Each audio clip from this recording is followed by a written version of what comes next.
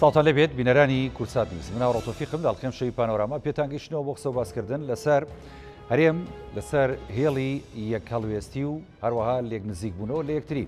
ئەم شەو گفتوگۆکەین لەسەر ئەو بابەتەی کە زۆر گرنگە لە ئێستادا هەرێمی کوردستان و زۆرێک لەلایەنە سیاسیەکانی هەرێمی کوردستان هەوڵی بۆ دەن کە یەکدەنگی و کۆدەنگیشی فراوان لە هەرێمی کوردستان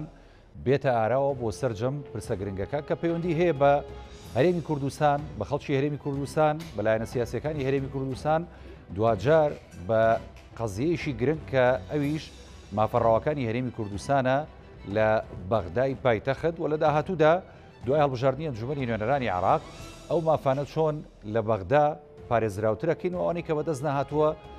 باشتر پارێزگاری لەکەین و بەدەستێنین. ئەمڕۆ سەردانێکی سەرۆکی هەرێمی کوردستان هەبوو بۆ شاری سلێمانی لەگەڵ لایەنە سیاسیەکانی سلێمانی کۆبۆ بە دیاریکراوی لەگەڵ یەکێتی نیشتیمانی کوردستان لەگەڵ بزوتنەوەی گۆڕان لەگەڵ حیزبی سۆسیالیست و هەروەها دوێنێش لە هەولێر بە هەمان شێوە لەگەڵ هەندێک لایەنی دیکەی هەرێمی کوردستان کۆبەوە. تا چەندە لە ئێستادا ئەم جوڵانە گرنگە بۆ یەخستنی نێوماڵی کوردستان. تا چەندە ئەم پەیوەندیانی کە ئێستا لە ئاستێکی باشدایە لە نێوان لایەنە سیاسیەکان و هەروەها لەگەڵ یەشێک لە سەرۆکایەتیەکانی هەرێمی کوردستان کە ئەویش سەرۆکی هەرێمی کوردستانە کە لە ڕابردووشدا هەندێک هەوڵی دیکەی هەبوو بۆ یەخستنی نێوماڵی کورد. لایەنەکانی هەرێمی کوردستان سەرجەمیان ینی بە سنگێکی فراوانەوە پێشوازیەکەن لە هەڵوێستەکانی سەرۆکایەتی هەرێمی کوردستان و لە نێو خۆشیاندا بە هەمان شێوە یەکانگیرن وە کۆدەنگن لەسەرەوەی کە دەبێت لەم قۆناغەدا لایەنە سیاسیەکان لە هەرێمی کوردستان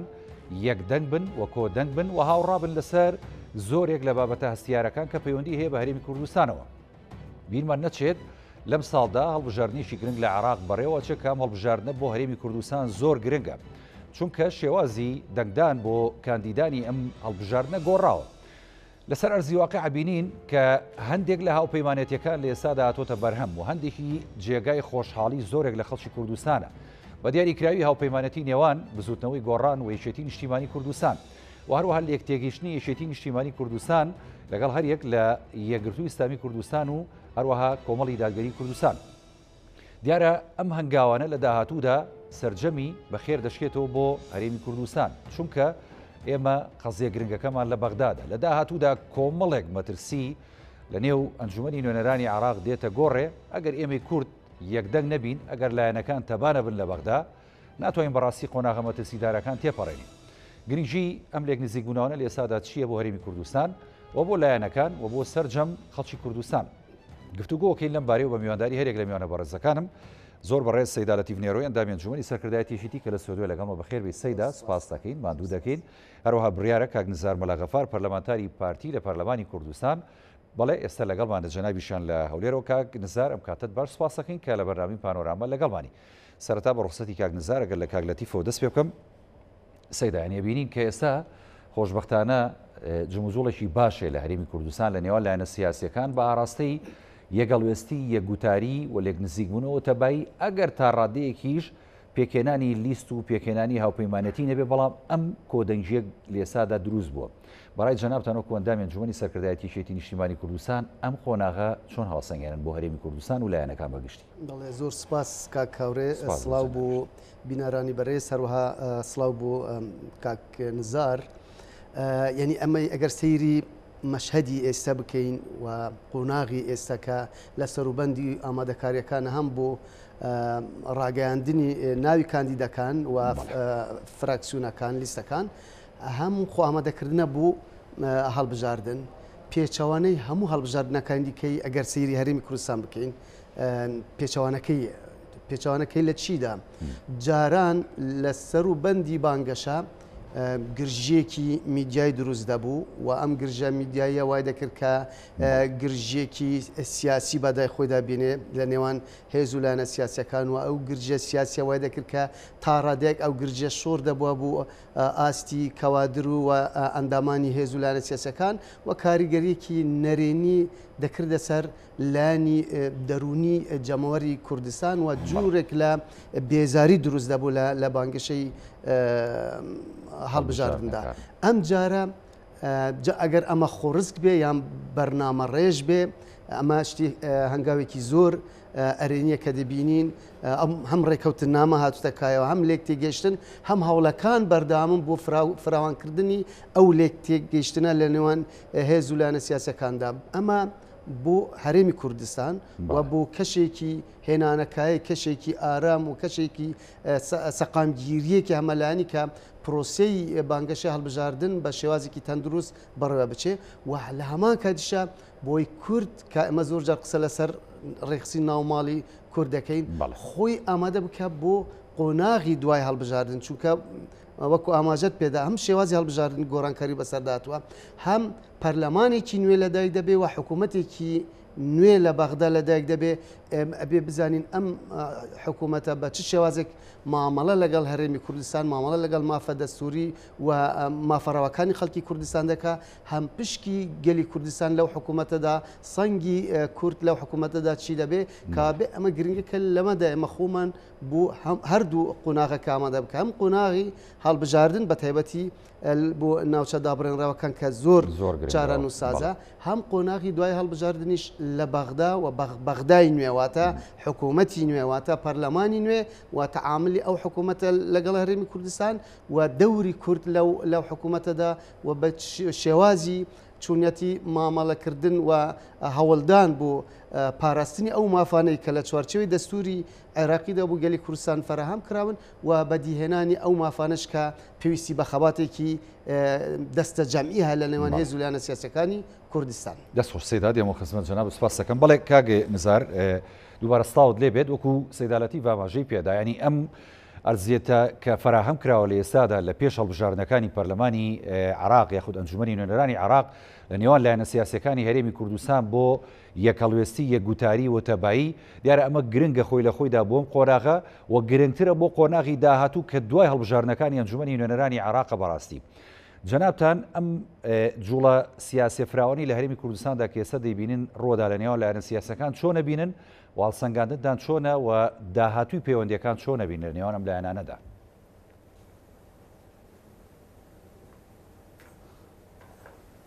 سڵاو بۆ ئێوەی بەڕێز و بۆ برای بەڕێزمان کاک لەتیف بەڕاستی سەبارەت بە هەنگاوەکانی یەک ڕێزی نێوماڵی کورد ئێمە وەکو نوێنەرانی خەڵکی هەرێمی کوردستان لە پەرلەمانی کوردستان هەر لەو ڕۆژەی کە متمانەمان بەخشی بە سەرۆکایەتی حکوومەتی هەرێمی کوردستان و سەرۆکی هەرێمی کوردستان و سەرۆکی حکوومەت ئەو چاوەڕوانەمان دەکرد بەڕاستی بۆ لێک نزیکردنەوەی لایەنە سیاسەکانی هەرێمی کوردستان ئەوەی برای بەڕێزم ئاماژەی پێدا بەرێ بەدڵنیاییەوە ئێمە وەک نوێنەرانی خەڵکی هەرێمی کوردستان بەڕاستی خۆشحاڵین و چاوەڕوانی ئەو خۆشحاڵیشمان دەکرد بەڕاستی ئێمە لە ئێستادا سەیری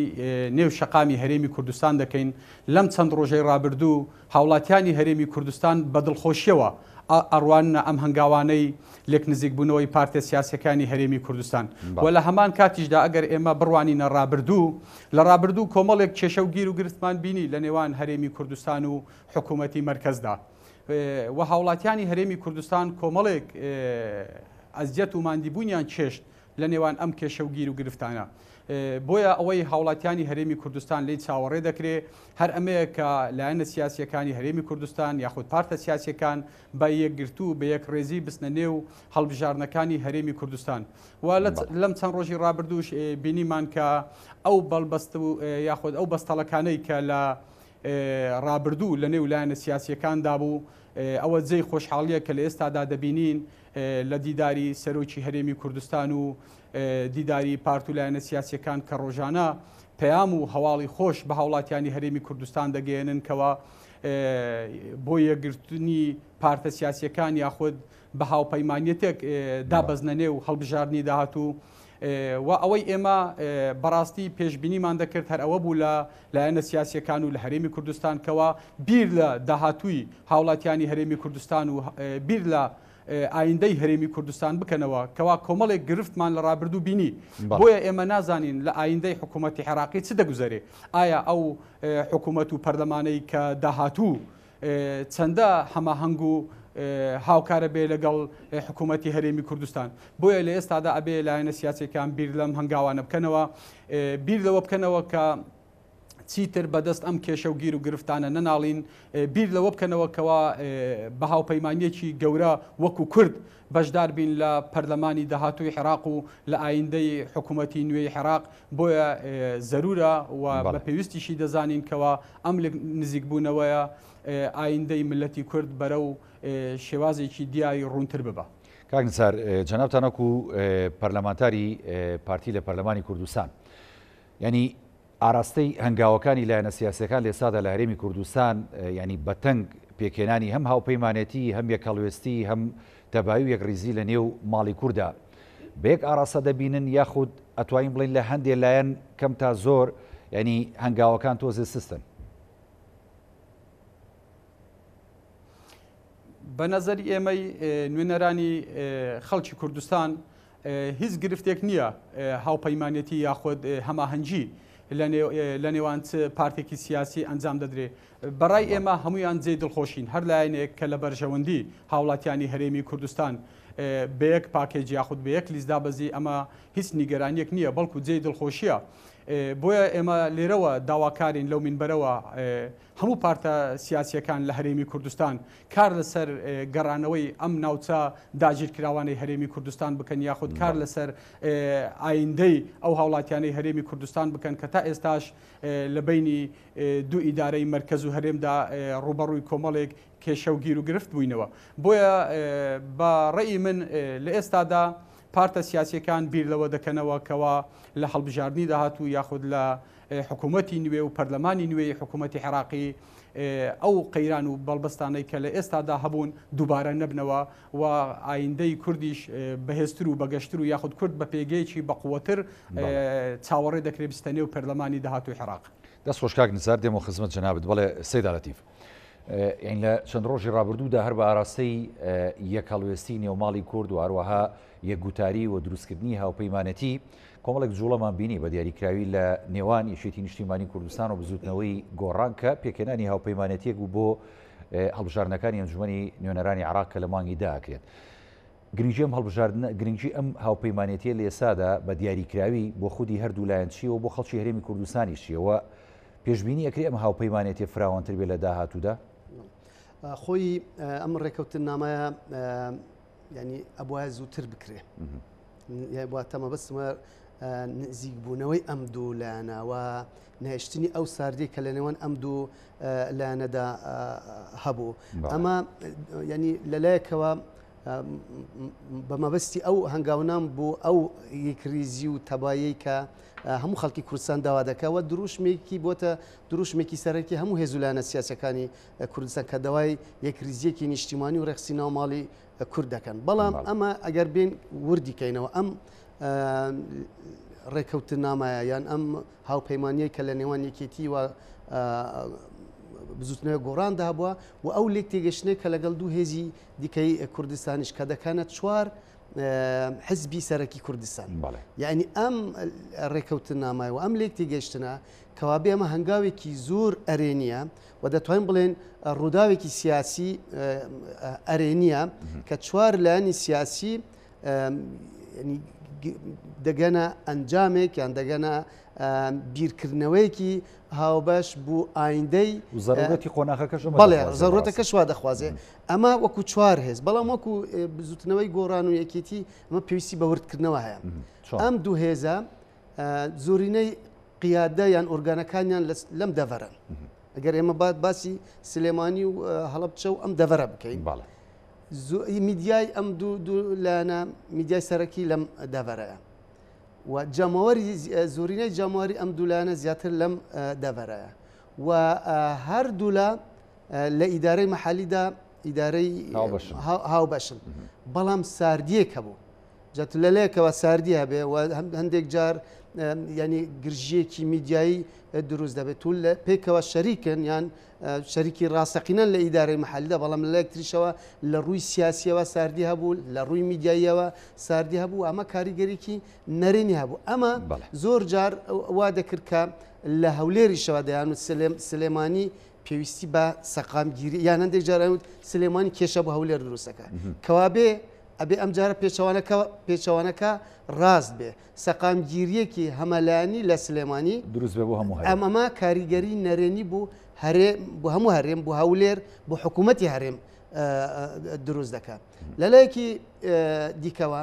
یعنی ئەم دوولانە خاڵی هاوبەشان زۆر خاڵی هاوبەشانە ینی ئەو نزیکەی لە نێوان کەوادری هەردوو لە و جەمواری هەردوو لە ئەم خاڵانە یەکجار کەواتە ماهیەتی ڕێکەوتنەکە ئەمە نییە ڕێکەوتن بێ بۆ ئەنجومەنی نوێنەرانی عێراق و هەڵبژاردنەکانی داهاتوو خاڵێکی دیکە ئەم دوو لایەنە ڕێکەوتنامەیەکانە کە پێ دەڵێن ڕێکەوتنامەی دەباشان کە کاتی خۆی لە سەردەمی هەڤاڵ مامجەلال و خوا خۆشببوو کاک نوشێروان ینی بناغی ئەم ڕێکەوتنامەیە داڕێژراوە کەوا بێ ینی ئەم ڕێکەوتنامەیە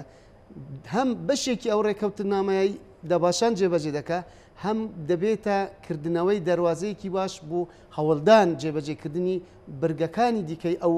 ڕێکەوتنامەیە کە جێبەجێکردنی ئەو ڕێکەوتنامە بێگومان خزمەتی نەک تەنها بوو ئەم دەڤەرە دەکا بوو ئاشتەوەیەکی فراوانتر لە هەرێمی کوردستان و ئەو کە ئەمە دەڵێن بە یەکتیمی دەچینە بەغدا بە یەکتیمی هەوڵ دەدەن بوو چارەسەرکردن ناوچە دابڕێنراوەکان بێگومان ئەم ڕێکەوتنامەی یەکێتی و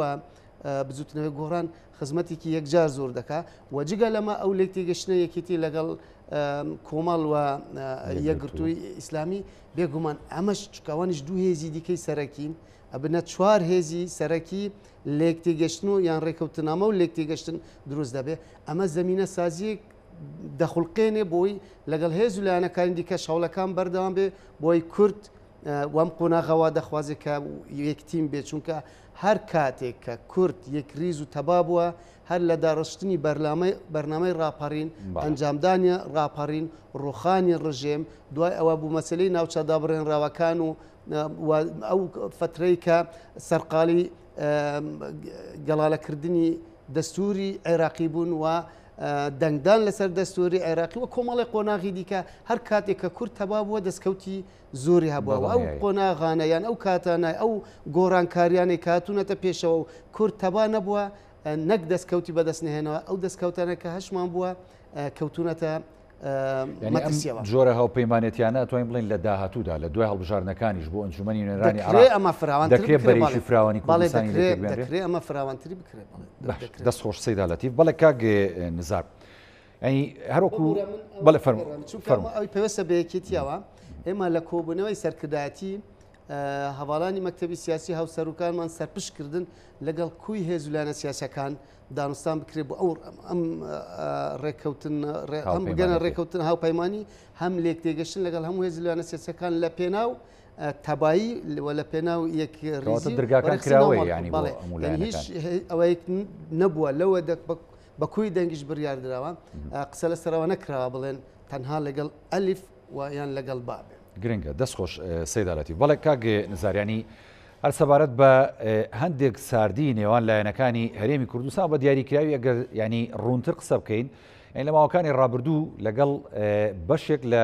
پارتی و بەشێک لە یەکێتی نیشتیمانی کوردستان زۆر جا ساردی دەبینراوە زۆر جار لە میدیاکانەوە ینی بەڕاستی گلەی دەکرا بەڵام ئێستا هەر ئەمڕۆ لەم سەردانەی ینی بەڕێز نێچیروان بارزانی سەرۆکی هەرێمی کوردستان کە هاتۆتە سلێمانی و کە لەگەڵ هاوسەرۆکانی یەکێتی و لەگەڵ یەکێتی نیشتیمانی کوردستان کۆبوونەتەوە بەشێک لەو ساردی وەکو باز دەکرێت تا ڕادەیەک ڕەویەوەتەوە چکە بە حکومیەوەی هەڵوێستی یەکێتی نیشتیمانی کوردستان ئیجابی بووە بۆ کۆبوونەوەکانی داهاتووی سەرۆکی هەرێم لەگەڵ لایەنی پارتی دیموکراتی کوردستان پێتان وایە بە هەمان شێوە کەشێکی ئیجابی دەبێتە ئاراوە بۆ ئەوەی کە پێش هەڵبژاردنەکان لێکتێگەشتنیشی باشتر لە نێوان پارتی و یەکێتی کە دوو هاوبەش و دوو شەریکن لەم هەرێمەدا بێتە ئاراوە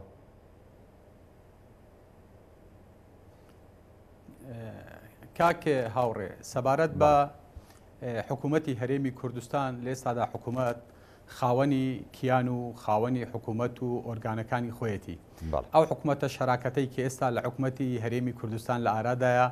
بەدڵنیاییەوە حکوومەتێکە پێکاتوە لە سێ لایەنی سیاسی لە هەرێمی کوردستان تۆ بتەوێ یاخود بڵێ لە حکوومەتێکا سێ لایەنی سیاسی گەورەی تێدابی ڕخنەیەک گلەیەک تێبینیەک نەبی نەخێر ڕخنەش دەبێت تێبینیش دەبێت بەڵام هیچ کاتێک ڕخنە و تێبینیەکان نەگەیشتونەتە ئەو ئاستا کەوا وای لێبێ هاوڵاتیانی هەرێمی کوردستان بە مەترسی لەسەر هەژمونی حکومڕانی هەرێمی کوردستان هەژماری بکەن ڕخنەش دەبێ و تێبینیش دەبێ بەڵام ئەوەی گرنگە بە نسبەت حکوومەتی هەرێمی کوردستان لە ئێستادا ئێمە دوو گرفتی سەرەکیمان هەن دوو گرفتی زۆر گەورەمان هەن یەکیان گرفتێکە کە لەگەڵ حکوومەتی مرکزیە کە ئێمە لە ئایندا لە پێکێنانی حکوومەتی نوێی مرکز لە حکوومەتی عێراق بە چ شێوازێک مامەڵە دەکەین چۆن دەچینەوە نێو پەرلەمان و دەچینەوە نێو پۆستە سیادەکانی حکوومەتی داهاتووی عێراق ئەمان یەک لەلایەکی تریش ئێمە لە ئێستادا نووسینەوەی دەستوری هەرێمی کوردستانمان لەبەردەستدایە ئەبێ بە تەوافقی هەموو پارت و لایەنە سیاسیەکان نووسینەوەی دەستوری هەرێمی کوردستان بە هاوپەیمانەتی یاخود بە ئاراوەرگرتن دەستوری هەرێمی کوردستانیش خاڵێکی گرنگە بە تەوافق ئەبێ ئەمەش کاری لەسەر بکرێ و بێتە پەرلەمانی کوردستان بۆیە لە ئێستادا ئەوەی گرنگە بە نەزەری ئێمە و بە نەزەری هاوڵاتیانی هەرێمی کوردستان زۆر کێشە و گرفتمان دیت لە ڕابردوو لەگەڵ حکوومەتی مرکز ئێمە کێشەی خاکمان لەگەڵ حکوومەتی مرکزەیە ئێمە کێشەی نەتەوەیەکمان هەیە کێشەی کیانێکمان هەیە بۆیە ئەبێ ئێمە بیر لەوە بکەینەوە لە کابینەی داهاتوو یاخود لە خولی داهاتووی نوێی پەرلەمانی عێراق کورد بە چ سوقلێک دەچێتەوە نێو پەرلەمانی عێراق ئایا کورد ئەو کات دەتوانی لە نێو پەرلەمانی عێراقیش تەوافقێکی سیاسی یاخود هاوپەیمانێکی سیاسی لەگەڵ لایەنێکی زۆرینەی ناو کوتلەکانی عێراقی دروست بکە بتوانێت خاوەن بڕیاربی وەکو لە ڕابردوو کەوا چەند مادەیەک لە بەرژەوەندی هەرێمی کوردستان نەبوون لە نێو پەرلەمانی کوردستان بە زۆرینە پەسەندیان کرد و تیان پەڕاند ئایا کورد بیر لەوە دەکاتەوە بەڵێ بەدڵنیاییەوە بۆیە لە ئێستادا ئەو هەنگاوانەی کە لە سەرۆکایەتی هەرێم و کەوا لە هەماهەنگی یاخود لە سەردانی لایەنە سیاسیەکان دەیبینن ئەمە جێی دڵخۆشی پەرلەمان و پەرلەمانتاران و هاوڵاتیانی هەرێمی کوردستانە و هەر ئەمەش چاوەڕێ دەکرێت لە پارت و لایەنە سیاسیەکانی هەرێمی کوردستان چونکە لە ڕابردوو کورد زۆر داواکاری و زۆر سەرێشە و گیر و گرفتی هەبوو لەگەڵ حکوومەتی مرکزە بەدڵنیاییەوە هیچ یەکێک لە ئێمەمانان لەگەڵ ئەوە دانین کەوا جارێکی بگەڕینەوە ژێر ڕکێفی زۆرینەی پەرلەمانی عێراق ئێمە لەگەڵ ئەوە داین پەرلەمانێکی تەوافقی هەماهەنگی هاوپەیمانی پێک بێندرێ بۆ ئەوەی کوردیش لە نێو پەرلەمانی عێراق خاوەن ڕێی خۆی بی نەتواندرێ هەموو شتەکان بە زۆرینە بەسەر کووردا تێپەڕینن کورد بەوەوە جوانە لە نێو پەرلەمانی عێراق یەکگرتوو بێ هەماهەنگ بێ ئێمە ئومێدەوارین نەک ئەم سەردان و دیدارانەی لە ئێستادا لە نێو پارت و لایەنە سیاسیەکان دەبینین ئێمە ئومێدەوارین لە ئایندەش لە نێو پەرلەمانی عێراق کورد بە یەک دەنگ بە یەک خیتابی سیاسی بە هەماهەنگی هەمویان پێکەوە لە نێو پەرلەمانی عێراق دەست لە ناودەست بۆ ئەوەی بتوانین بیسەلمێنین بۆ وڵاتانی دراوسێ و بۆ حکوومەتی مرکز کەوا کورد لە زۆر خاڵە لەگەریەک تەوافقە لە ڕووی سیاسیەوە کورد هەماهەنگە کورد یەکتری قبولە بەڵێ ئێمە وەکو نەتەوە گلەیشمان لە یەکتر دەبێ وەکو پارتە سیاسیەکان کێششمان لە نێوان دەبێ بەڵام کێشەکان نەگەیشتونەتە ئەو ئاستەی کەوا ببێتە مەترسی بەسەر لایەنە سیاسیەکان بەدڵنیاییشەوە ئێمە لە وڵاتێک دەژین 5 میلیۆن کەسمان هەیە دەکرێت ڕەخنە و تێبینیشە بێ گلەیشە بێ ئۆپۆزیسیۆنیشە بێ بەڵام کەواتانی گلەیەکان نەبێتەوە کاریەوە کە ئێمە بۆ نمونە ئێسقانی یەکتر بشکێنین منەوێ خاڵێکی گرنگتر لەگەڵ جەناب تا باسکەم تیشکی شخص سەریانی بە دیاریکراوی ناوچە کێشە لە سەرەکانە و ئەمە کە زۆر گرنگە بۆ کورد بە دیاریکراوی لەم هەڵبژاردننی ئەنجومەنی نوێنەرانی عێراق کە لە مانگی دەبڕێوەچێت وێستا ئەم یەکگوتاری وەگەڵوێستەی کورد کێسە لە هەرێمی کوردستان بەدیدێ تا چەندە گرنگە ئەمە لە ناوچە کێشە لە سەرەکان دروست بێ بەڕاستیە یاخود بەرەیەک یاخود هاوپەیمانەتیەک لەو ناوچەیە دروست بێ هیچ شتێکی وا چاوەڕوان نەکرێت لەم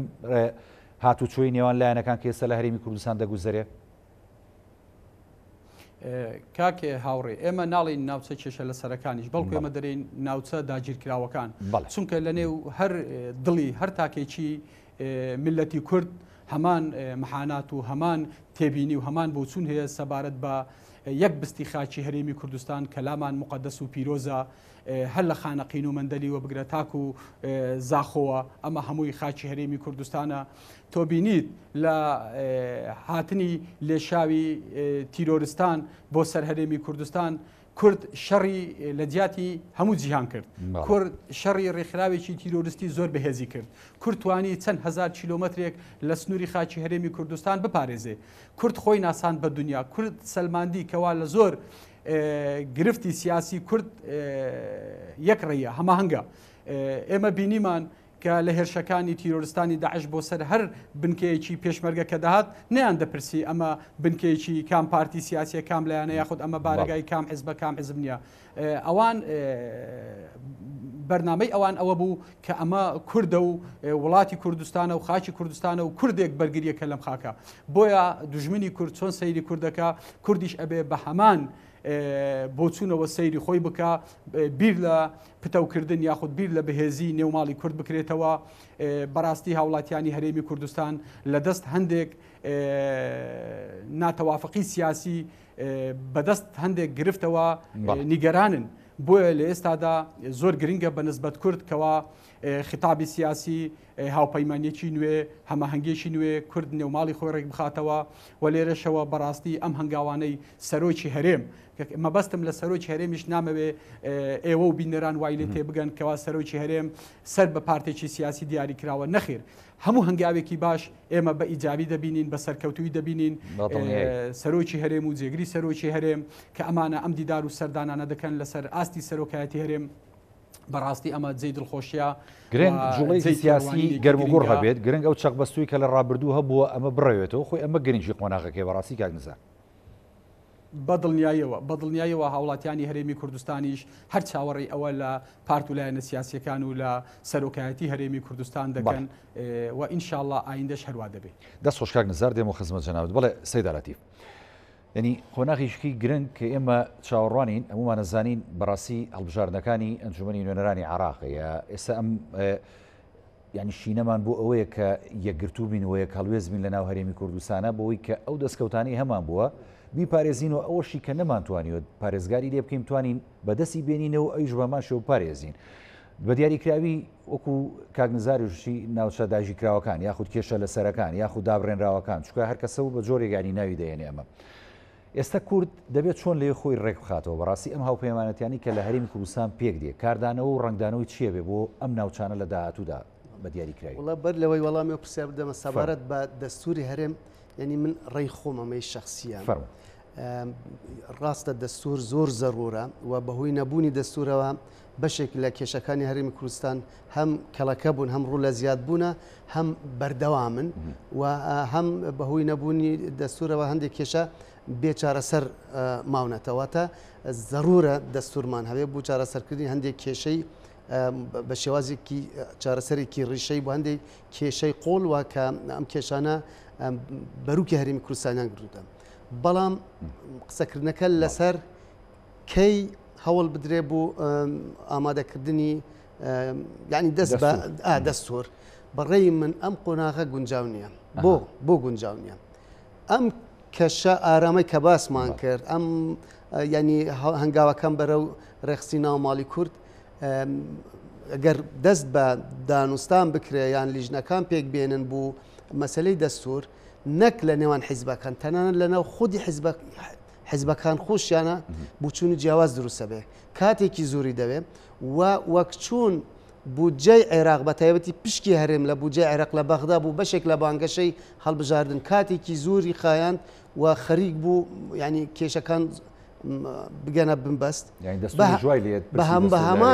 بە هەمان شێوە چونکە هەر حیزبێک تێڕوانین و تێگەشتنی خۆی هەیە و لە هەمان کاتشە کۆمەڵی خەڵکی پسپور و خەبیری ئەو بواران ئەمانش تێگەشتنی ئەمە پێیوەستە بە تاکی ئەم کۆمەلگاتە هەموو ینی ڕێکخراوە جیاجیەکانی هەرێمی کوردستان ئەمانش مافیان هەیە بەشداری تیا کاتیاوێ مافیانە قسە لەسەر بکەن بەڵام بەڕێی من بکەوێتە دوای هەڵبژاردننی عێراق بۆ ئەو کاتە ئەم بانگەشە و ئەوە کوتەی پێدێت یعنی بە مشکێکی سافتر و بە بیرێکی تەندروستتر و بە ئیرادەیەکی هاوبەشتر هەموو لایەنەکانیش ڕوونە و کات بەڵێ ئەو کاتە بەرچاوڕوونی هەموو لایەنەکانیش ڕوونە بەڵام ئێستا ینی دەستوری هەرێم دەبێتە بەشێک لە بانگەشە هەر لایەنێک برگەیەک یان ئەوەی کە خۆی داوێ ئەکاتە کارتێک بۆ بەرامبەری لایەنەکەی تێروە کارتێک بۆ ئاراستەکردنی جەماوەر ئەمەوا دەکا ئەم کەشە ئارامەی کە بەشێک هاتوتە ئەوە بووە خەڵک چاوەڕان دەکات زیاتر ئەوە بێتە پێشەوە ینی زیاتر گەشە بکە بە پێچەوانەوە ینی کەشێکی ئاڵوستر لەو کاتە میدیاش دەورێکی نەرێنی تیادا دەبینێ و هەر لایەنێکیش ئەو برگانێک کە بەلێ ئەوە مهمە لە ڕێگەی میدیاوە بەکاردێنێ وەکو کارتێک بەرامبەر لایانی بەرامبەر و وەکو کارتێک بوو بانگەشەی هەڵبژاردن ئەمە ڕێی منی شخصیە بەڕێی من ینی هەوڵدان بۆ ئامادەکردنی دەستور بکەوێتە دوای هەڵبژاردنەوە خۆمان لەوانەیە هەیە لە ناوێکی تیرەخنەم لێ بگرێ بەڵام ڕێی من قەنعەتی من وایە کە ئەم بابەتە بکەوێتە دوای هەڵبژاردنەوە سەبارەت بە ناوچە دابڕێنراوەکان بێگومان هەموو جارێکە هێز و لانە سیاسەکان بە یەک لیست بەشداریان کردوە لە هەڵبژاردنەکان لە ناوچە دابڕێنراوەکان یعنی هەم کورسیمان زیاتر بووە لەبەرەی دەنگمان پەرش و بڵاو نەبووە هەم وەکو یەک تیم میدیای هەموو لایەنەکان وەکو یەک تیم پەیامیان هەبووە پەیامی هاوبەش هەبووە پەیامێکی ئاراستەکراو بوو ناوچە دابڕێنراوەکان بۆ هاندانی جاماوار کە بەشداری هەڵبژاردنەکان بکەن هەم ئەمە کاریگەری کردوتە سەر جەماواری زیاتر ڕێژەی بەشداربووان زیاتر بووە چکە هەمووان پێکەوە و ڕخنە لە جیاتی ڕخنە لە یەکتر بگرین و زمانی زبر دژی یەکتر و ئەم لایەنە و لایەنە توبەتبار بکە بە پێچەوانە هەمویان وەکو یەک تیم و بە یەک ئیرادا ینی بانگەشان کردووەوە ڕوان کردوتە سندوقەکانی یەکێتی بە بەردامی بوو ناوچە دابڕێنراوەکان ئەو پەیامەی هەبووە کە پێکەوە بە یەک لیست بەشداری هەڵبژاردنەکان بکەین ئەم جارەش کۆمەڵێک ینی چەندین کۆبوونەوە کراون بە تایبەتی لە کەرکووک و ئومێدمان زۆرەکە لە ئایندەدا ئەگەر ینی هەمووی وەکو یەک تیمیش نەبێ بەڵام هەماهەنگێکە بێ هەماهەنگەکە بوو بەرژەوەندی گەلی کوردستان بێ لە ناوچە دابڕێنراوەکان و دیسانەوە ئەمە هەروەکو ئومێدەکە ینی ناکوکەکان ئەگەر لە بانگەشە لە هەندێک شوێنی شابێ بەڵام لە ناوچە دابڕێنراوەکان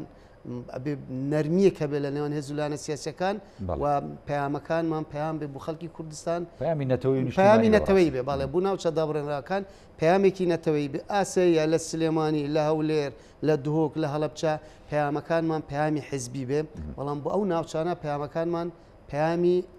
نەتەوی بێ چونکە کە ئێمە واژ دەڵێن چینە بەغدا بەرگری لە مافەکان زیاتر یعنی ئەو مافانن هێشتا بەدەست نهاتوو لە ناوچە دابڕێنراوەکان و کاڵێن وەکو یەک تیم بۆی بەقووەتر بین ینی هوکاری سەرەکی یان ئامانجی سەرەکی ناوچە دابڕێنراوەکانە کە ئەو کێشە هێشتا چارەسەر نەبووە بێگومان لە پاڵەمە ئەو مافانەش کە پەیوەستن بە هەرێمی کوردستانیشەوە بەڵێ دەسۆش سەیدا بەڵێ کاگە نزاریانی دیارە خاڵەشی دیکە بۆ دروستکردنی ئەم تەبایی و کۆدەنگی و هەمانجیە و ئەم ئاشتەوایی کە لە هەرێمی کوردستان دەگوزارێت وەکو سەیدارەتیفیش ئاماژەی پێدانی خاڵێکی گرنگتر کە دەبێت زۆر ئێمە تەرکیزی لەسەر بکەین ئەمڕاستی مەسلەی میدیا و ڕاگەیاندن و ئاراستەکردنی پەیامەکانە لە ڕێگەی میدیاوە جەناب دۆکو پەرلەمانتارێک و ئەو ئیشانەی کە میدیا دەیکا لە هەرێمی کوردستان بە دیاریکراوی ئالەم قۆناغا سیارەدا کە هەمومان بەرە و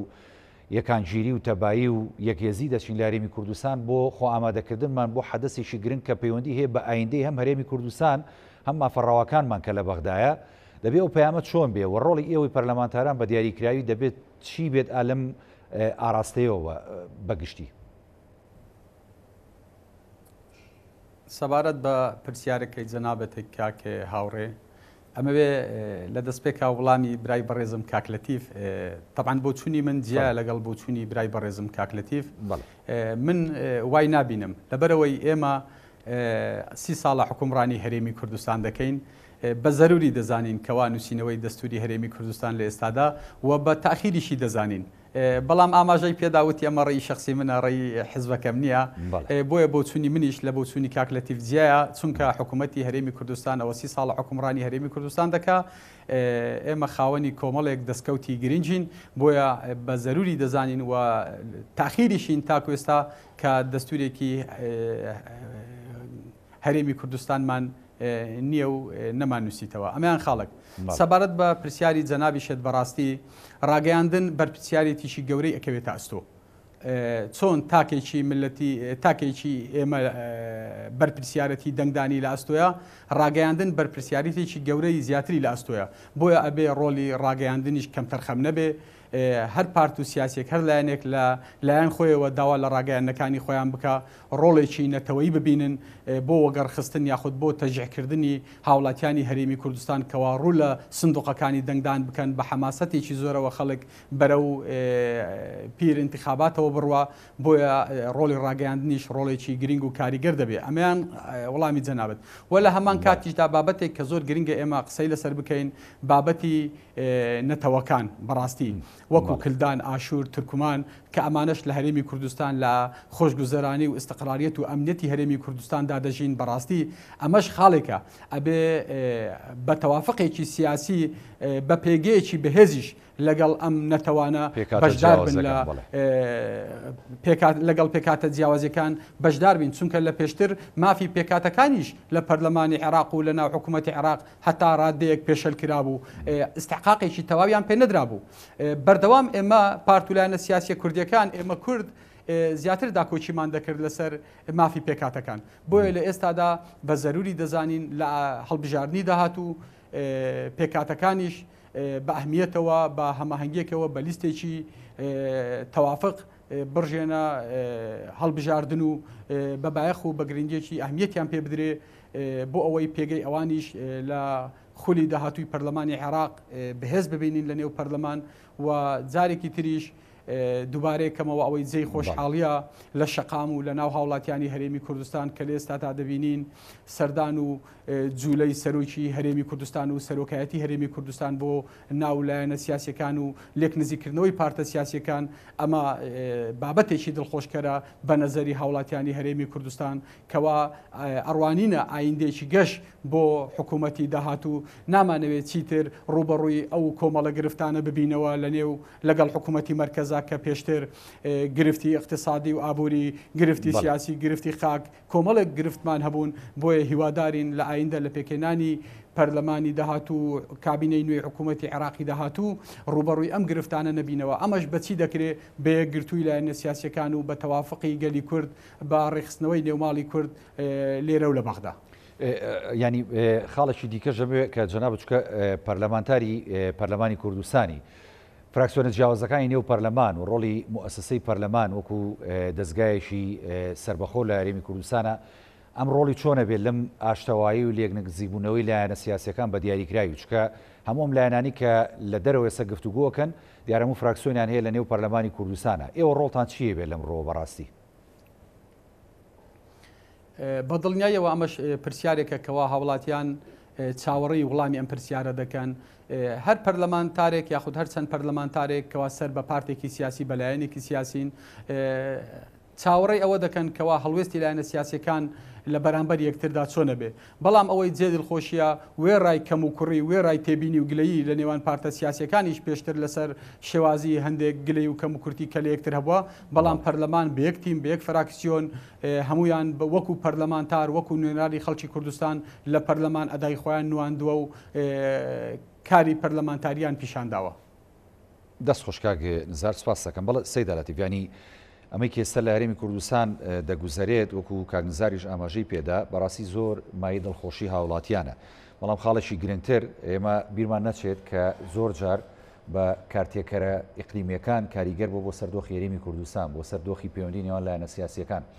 هەرێمی کوردستان و لایەنە سیاسەکان تا چەند نەتوانن خۆڕاگر بن بۆەوەی کە ئەگەر دەستێوەردانێکی دەرەکی لێرە و لەوێ هەبێت هیچ کارتێکەریەک نەبێ بۆ سەر ئەو پەیوەندی و دۆستایەتی کە دروست بووە و دروستی ژەبێت لە ئایندەدا بە شێوەیەکی تەباتر ئەم لە چەند ڕۆژی ڕابردوو کۆمەڵێک ینی سەردان کۆمەڵێک کۆبوونەوە ئەنجام دران یەکێک لەوانەک ئەوە بوو کە بەڕێز دکتۆر بەرهەمە کوسەر و کوماری عێراق سەردانێکی کۆی هێزولانە سیاسەکانی کوردستانی کرد لە هەولێر و لە سلێمانی ئەم ڕۆژ بەڕێز کاک نێچیروان بارزانی سەرۆکی هەرێمی کوردستان و جگە لەمانە هێزولانە سیاسەکانیش بە تایبەتی یەکێتی لەگەڵ هێزولانەکانی کە دوور لە چاوی کامیرا زنجیرەیە کۆبوونەوەی گرنگ ئەنجام دران ئەمانە ینی بۆ ئەم قۆناغە گرنگن ئەم کۆبوونانە بوو ئاڵوگۆڕکردنی بیرروڕە و لە یەکتی گەشتن سەبارەت بە هەندێک پرسی گرنگ هەرچەندە دەتوانین بڵێن سەردانی دکتور بەرهەم و بەرز کاک دکتور بەرهەم و بەرز کاک نێچیروان تا ڕادەی جایە لەگەڵ وەکو حیزبەکان پێکەوە کۆ دەبنەوە چونکە ئەوان ئەتوانین بڵێنی ئەوان سێ هەدەفی هەیە هەدەفێکی ینی وەکو لانی حکومی چکە یەکێک سەر و کومارە دەیەوێت بزانێت لە سەروبەندی بانگەشە ڕێی لە هێزولانە سیاسەکان وە ئەگەر وەزعەکە باشی بەڕێوە بچێ ئەمە بێگومان ینی ئەرکی ئەو وەزعە هێنانەکە کەشێکی ئارام لە سەرشانی هەرمی سەرەوە لە عێراقا لە هەرمی کوردستانیش بە هەمان شێوە ئەرکی کەش هێنانەکەی کەشێکی ئارام بوو هەرمی کوردستانیش لەو سەرۆکاتی هەرێمە تابعا ئەمە ئەرکە واوان بێگومان لە چوارچێوە ئەوەرکەدا هەوڵەکانیان خسوتە گەڕ و دیارن ینی دیدار و کۆبوونەکانیان لانێکی دیکە لانێکی حزبیشە مەسەرەن ئەمەی کاک نێچیروان ڕاستە سەرۆکی هەرێمە بەڵام دوجار جێگیری سەرۆکی پارتی دیموکراتی کوردستانە و ئەمیش بە هەمان شێوە دەیەوێ ڕێی ئەم هێزولانە سیاسانە بە ئەم گۆڕانکارن کە ڕوو دەدەن هەم پامی پارتی لە چوارچیوەی ئەو سەردانەیە کە وەکو سەرۆکی هەرێمیش بێت بەڵام پامی پارتیشی پێەیە هەم پامی ئەم هێزولانەش بێگومان لەگەڵ خۆی دەبات بۆ حیزبەکەی خۆی واتە ئەمەش لانێکی ئەرێنیە ئەم شێوازە و ئەوەیەکی دیکەش هەیە بێگومان هەندێک کەساتی هەن کە لە گۆڕەپانی سیاسی و ئیداری دیارن هەمیشە کە گۆڕانکارێکی نوێ دێتە پێشا بوو هەڵبژاردن و قۆناغی دووە هەڵبژاردن دەیانەوێت ینی ڕێی ئەوانیش بەرامبەر بە خۆشی بزانێ ینی ئایا لە دوای ئەم گۆڕانکاریانە ینی دەوری ئەم کەساتی ئەم کارکتەرە ڕۆلیان چی دەبێ ئەمەش حەقێکی شخصی خۆیانە لە هەر سێ دیوەکە ئەمە هەنگاوی ئەرێنین ئەمەی کە ئەم زنجیرە کۆبوونانەکە ئەنجام دەدرێن و هەمووش دەکەوێتە خزمەتی ئەو کەشە ئارامەی کە باسمان کرد و ئەو تەبایە کە دێتە کایەوە و ئەگەر ئەم تەبایی و یەکریزیە هاتە کایەوە ئیرادەیەکی هاوبەشی پتە و دروست بوو بێگومان ینی تەدەخڵاتی ئیقلیمی ئەوەی کە جەناب پرسیار کرد کاریگەری نابێ بەچی نابێت کاتێ بەڵێ کاتی کە بەڵام متمانە دروست ببێ کاتێ متمانە لە نێوان ئەم هێزولانە سیاسانە دروست بێ کە بە گیانێکی هەواڵانەی بەبادینی ینی گیانێکی هاوڕێیانە گیانێکی هاوبەشانە ئەمانە ینی گەشتونەتە ئەنجام بێگومان ئەو متمانەیە دەبێتە قەڵایەکی پۆلاین لە بەرامبەر هەر دەستێوەردانێکی چی ئیقلیمی بی لانەکانی عێراقی بێ بەرامبەر لە ماوەی یەک خولەکە دو سەرنج و پەیامی خۆ بگەینی سوپاس دەکەم دوای جاری دوا سەرنج من وەکو کادرێکی یەکێتی خۆشحاڵم کە ئەو ڕێکەوتنامەیە ئەنجام درراوە لێ تێگەشتنیش لەگەڵ هەندێک هێزولانی سیاسی ئەمە ئەو جێبەجێکردنی و دروشمەی یەکێتی بووە کە دەیویست هەوڵەکانی دەخاتە گەر لە پێناو ڕێخستنی ناوماڵی کورد و ئومێدمان زۆرە ئەم بازنە فراوان ببێ بۆی هەرێمی کوردستان و جەماری کوردستان لە دووخێکی ئارامی خۆشگوزار دەبژیت. دەستخۆش سەیداڵەتی سوپاس دەکەم بەڵە کاک نزار ئەمێ دوا سەرنج و پەیامی بەڕێزی شەب بیستین فەرموو. سوپاس سەبارەت بە ئێوەی ڕاگەیاندن کار کە ڕۆژانە بە دوای هەواڵەکاندا ئەگەڕێن بڕوا بکەی چەند ڕۆژی ڕابردوو بەڕێز وەزیری ئەوقاف و کاروباری ئاینی لە هەرێمی کوردستان سەردانی مزگەوتێکی گەورەی شاری سلێمانی کرد ئەوە مەبەستم ئەوێ بۆ دڵخۆشی هاوڵاتیانی هەرێمی کوردستان کەوا لەسەر ڕاستپاردەی سەرۆکی حکوومەتی هەرێمی کوردستان کە بڕیاری نۆژەنکردنەوە و بڕیاری دروستکردنی پەرتوکخانەیەک بۆ مزگەوت و کۆمەڵێک پرۆژەی گرنگ بۆ شاری سلێمانی لە سلێمانیەوە خەڵک تەلەفۆن بۆ ئێماکە و دەستخۆشی لە ئەم هەنگاوانە دەکا واتە هاوڵاتیانی هەرێمی کوردستان لە هەر شوێنێک بن دڵخۆشن بە هەموو هاوکاریەک و یەکگرتوویەکی سیاسی لە هەرێمی کوردستان کەوا ئایندەی هەرێمی کوردستان بەرەو خۆشی بڕوا کورد بتوانێت ڕۆلی خۆی ببینی لە پێگەی خۆی بەدڵنیاییەوە هەنگاوەکانی سەرۆکایەتی هەرێمی کوردستان و پارت و لایەنە سیاسیەکان و هەنگاوەکانی سەرۆکی حکوومەت هەرێمی کوردستان لەم کابینەیە جێی دڵخۆشی هاوڵاتیانی هەرێمی کوردستانن و دڵنیاشم دوای ئەم سەردانانەی بەڕێز جەنابی سەرۆک هەرێم پارت و لایەنە سیاسیەکانی تریش